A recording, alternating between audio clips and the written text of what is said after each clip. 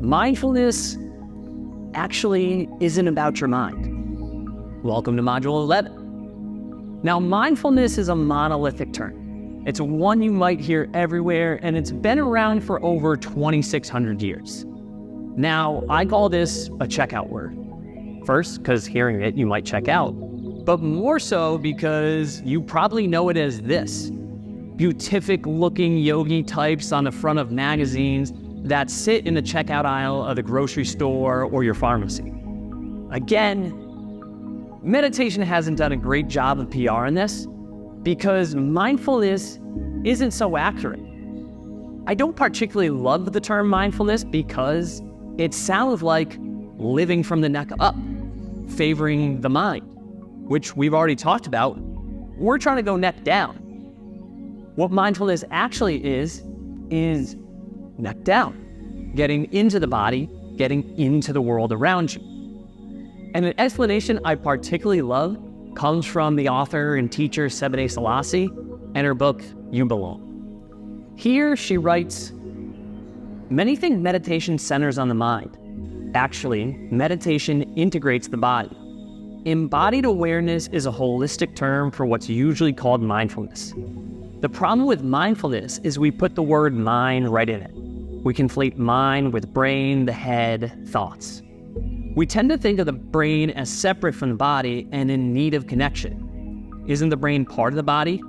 Where exactly are the mind and body disconnected? The skull? The neck? The mind and body are not truly separate.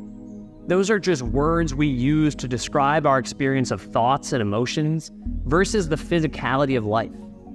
Our consciousness is not limited to the body or mind. It's a knowing that encompasses both of those and much, much more. Embodied denotes that mind and body are fundamentally not separate.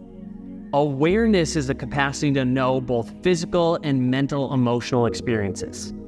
Embodied awareness leads us to belonging. But our schools, our professional environments, and so much about our culture still privilege the mind. The body is mostly valued as a spectacle, beauty, culture, sports, dance, or as an object needing maintenance for the real work of thinking, through gyms, yogas, spas. Mindfulness purports to encompass all of experience and lead to liberation, but in reality, it privileges the mind. It puts it first, literally.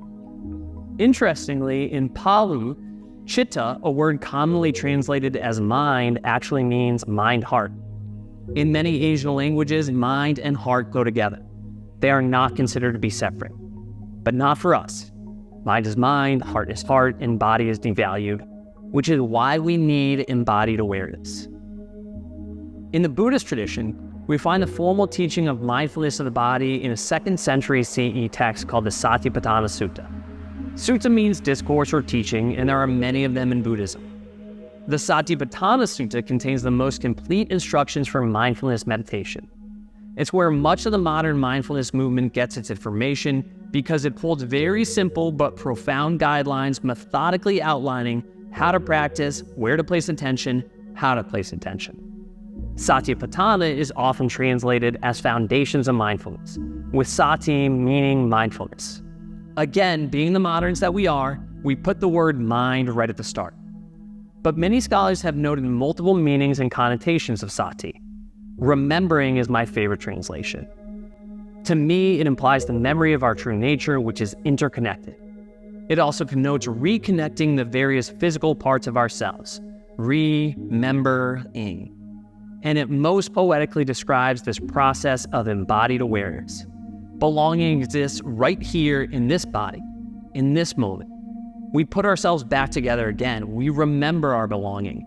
This is not a doing, but an undoing. We may think we learn to belong. In fact, we unlearn not belonging. In this way, mindfulness, understood clearly, is not living from the neck up. It's not analyzing, comparing, ruminating over every little thing, and it's not valuing or privileging the mind over the body. It is, in fact, getting out of the head into the world and into the present moment.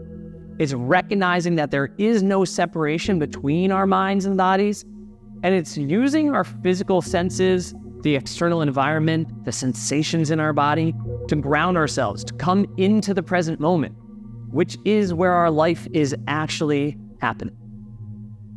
So the idea I often give related to mindfulness is if we spend all our time up in the mind, it's like buying a house, but then moving into the attic. With mindfulness or embodied awareness, we learn to come downstairs, enjoy the whole house, make room, and be at home here.